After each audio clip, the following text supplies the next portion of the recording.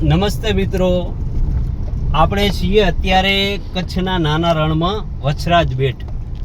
અહીં તમે મિત્રો રણમાં પાણી માટે લોકો તરસતા હોય છે, પણ તમે અહીં જુઓ તો રણની અંદર પાણી ભર્યું છે.